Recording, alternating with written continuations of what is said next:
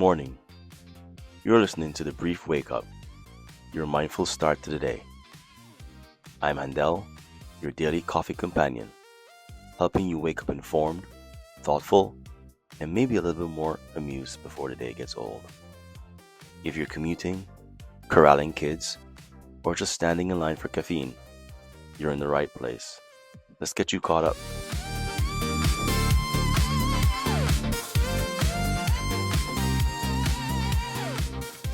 And now for today's news. Election Day 2025, reading the voter mood. Today, November 4th, 2025, is Election Day across the United States. And while this isn't a presidential year, the ballots being cast today could tell us a lot about where voters' hearts and heads are headed, and how they really feel about the political climate under President Trump's second term. Across the country, there's a low hum of restlessness. Voters aren't just choosing mayors or governors, they're testing the temperature of the nation. And from California to New York, the early signs say people want to be heard, maybe even shake things up. Analysts call this year's contest a barometer election, not for who's in power now, but for how long they might stay there. There's a mix of frustration and fatigue in the air, especially among younger and independent voters. Many say they are voting not for a party, but against the sense that politics feels stuck. The issues look local, but the emotion is national. Questions of fairness, representation, and trust. And even the ballot measures tell a story about how Americans are thinking not just about who governs, but how the game itself is played. For example, take California. Voters are weighing Proposition 50, a redistricting measure that would let the state legislature, rather than an independent commission, redraw congressional maps mid-decade. On paper, it's a technical change. In reality, it's a referendum on fairness and power. Supporters, mainly Democrats, say it's a way to fight back against partisan gerrymandering in Republican-led states like Texas. Opponents, including rural groups and good governance advocates, warn it's a step backward, undoing years of independent mapping designed to take politics out of the process. The poll suggests Prop 50 is likely to pass, with roughly 60% support statewide. But the deeper takeaway isn't just about California lines on a map. It's about voters saying, we see the system being gamed and we want the rules rewritten our way. That mood, suspicion toward the status quo mixed with a hunger for agency, may be the truest reflection of 2025 voter sentiment. Meanwhile, on the opposite coast, the New York City mayoral race has turned into a drama all its own. A three-way showdown between progressive state assemblyman Zoran Mamdani, independent candidate Andrew Cuomo, and Republican Curtis Sliwa. Mamdani, backed by a wave of young and working-class voters, has built his campaign around affordability and equity, promising a city that works for everyone. Cuomo, the comeback candidate, pictures himself as a seasoned and steady, a safe pair of hands in turbulent times. And Sliwa, once the perennial protest candidate, is using frustration over crime and cost of living to chip away at the edges. For New Yorkers, this race feels less like a choice of policies and more like a test of trust. Do voters want fresh energy and moral conviction, or experiencing familiarity? Early signs suggest the progressive tide is holding, with Mamdani leading in most late polls, but the turnout will tell the real story. The broader signal. Put it all together, and today's elections read like a mood board of the American psyche. From local ballots to city halls, people are wrestling with the same themes: fairness, fatigue, and desire for something different. Whether it's redrawing district lines in California or redrawing power lines in New York, voters seem less focused on ideology and more on agency. They want to say, not just in who wins, but in how the game is played.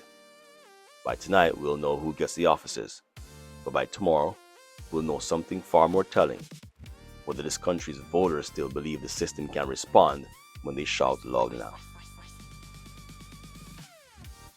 Now on to what matters the most, our health.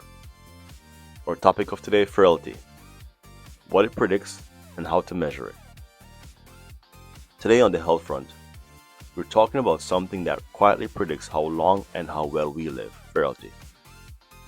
Frailty isn't just getting old, it's the body's resilience rating, a measure of how easily you recover when life knocks you down, literally or figuratively. You can be 60 and strong, or 40 and frail. It's not the birthday candles that decide, it's how your body handles stress. What does frailty predict? Doctors use frailty scores because they tell us a lot, sometimes more than blood work or imaging. A high frailty score predicts a greater risk of complications after surgery or hospitalizations, longer recovery time from infections or injuries, falls, fractures, and disability, and even early mortality. That's why surgeons, including vascular and cardiac teams, now factor frailty into major decisions. It helps tailor your care to your capacity, not just your condition. But frailty isn't destiny. The key is to spot it early. And the good news is you can do that yourself. How do you gauge your own frailty? Let's do a quick at-home self-check. Start with 5 questions doctors often ask. 1. Have you unintentionally lost more than 10 pounds in the last year? 2. Do you often feel exhausted or weak even after rest? 3. Is your walking speed slower, taking more than 6 or 7 seconds to walk about 15 feet? 4. Do you struggle with grip strength, opening jars, or carrying groceries? And lastly, are you getting less physical activity than you used to? The answer yes to 3 or more, that's a sign to talk to your clinician about your frailty risk.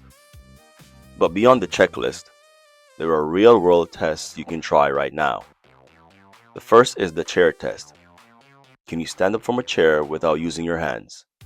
If that's hard, your leg and core strength may be fading. The floor test. Can you sit down on the floor and stand back up without help? That movement demands balance, flexibility, and coordination, all key markers of resilience. The push-up or wall press. Try 1 or 2 push-ups, or stand a few feet from a wall and press your body forward and back. If that feels shaky or you tire quickly, that's useful feedback about your upper body endurance. And finally, the 10-second balance test. Stand on 1 foot. If you wobble before 10 seconds, it may signal reduced stability, a silent frailty warning. These simple checks don't replace medical assessment, but they mirror what clinicians look for in frailty evaluations. The good news is, frailty can be reversed. Frailty isn't final. Resistance training, daily walking, and protein-rich meals can rebuild muscle and stability, even in your 70s and 80s. Staying socially connected and mentally engaged matters too. Isolation speeds up decline more than most people realize. Think of it this way. The goal isn't to avoid aging, it's to age with reserves. To keep enough strength, balance, and energy in the tank that when life hits, you still bounce back. That was your brief wake-up health check. Now on to our big sip. Does a post-racial society exist? Let's talk about a phrase that sounds hopeful, even poetic, but barely holds up to reality. The idea of a post-racial society. It's the belief that we've moved beyond race, that color, culture, and ancestry no longer determine how people live or are treated. It's a beautiful vision, but is it true? The truth is, no country on earth has fully arrived there. We may have better laws, wider representation, and louder conversations, but the scaffolding of inequality runs deep. Systems built over centuries don't vanish when attitudes improve, they adapt. They hide in economics, education, housing, and healthcare. In the United States, the term post-racial gained traction when a man of mixed heritage became president, a milestone that symbolized progress and pride. Yet underneath that symbolism, the data told another story. The racial wealth gap barely budged. School segregation quietly increased. And bias, sometimes open, often invisible, still shaped who gets hired, who gets treated fairly, and who gets believed.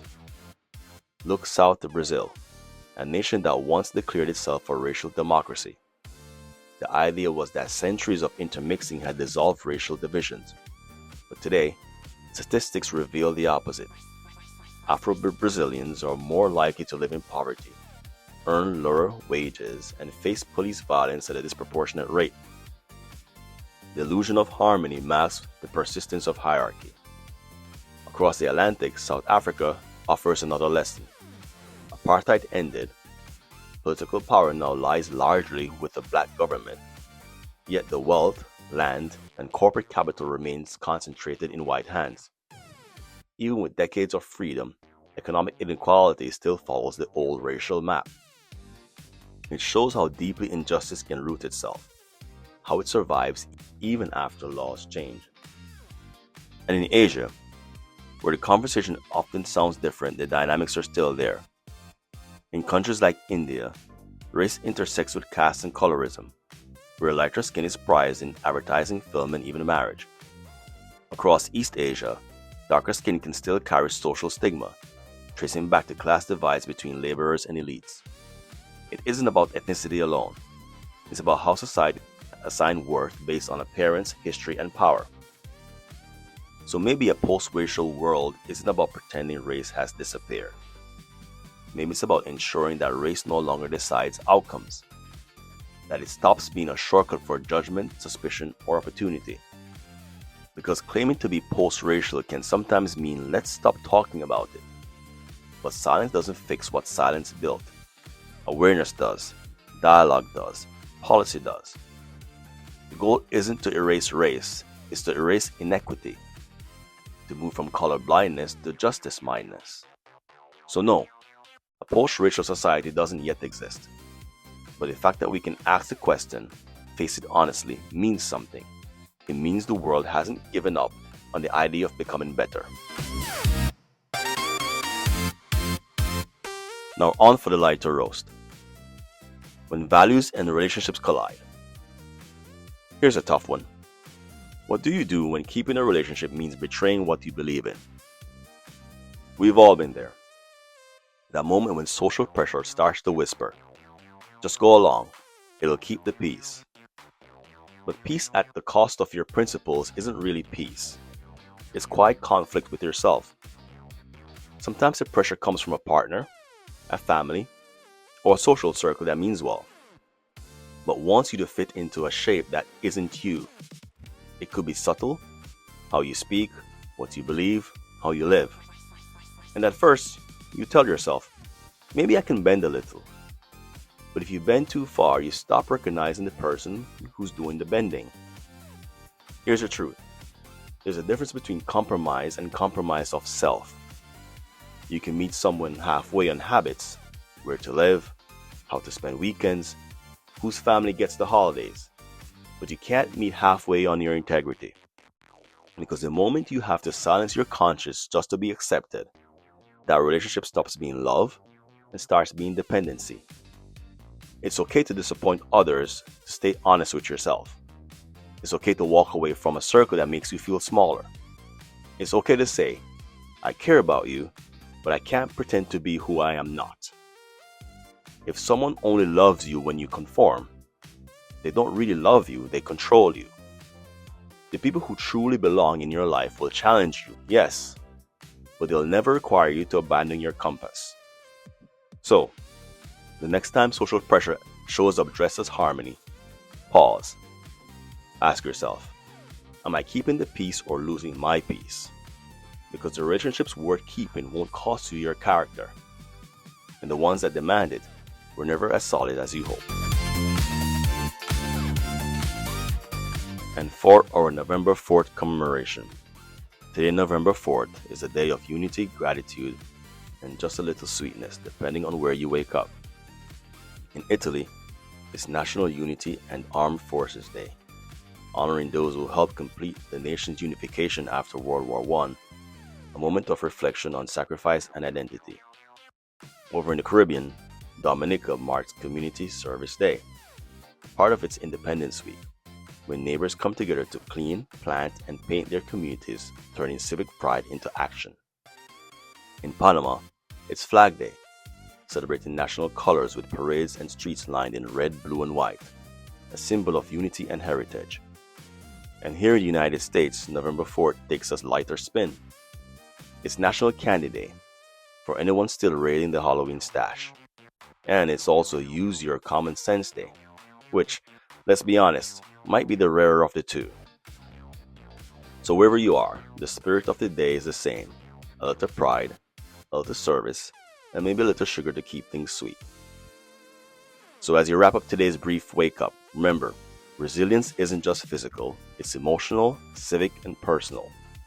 Whether it's building strength to age with power, voting with intention, or standing firm in your values even when a relationship tests you, today's theme is simple: staying strong starts within.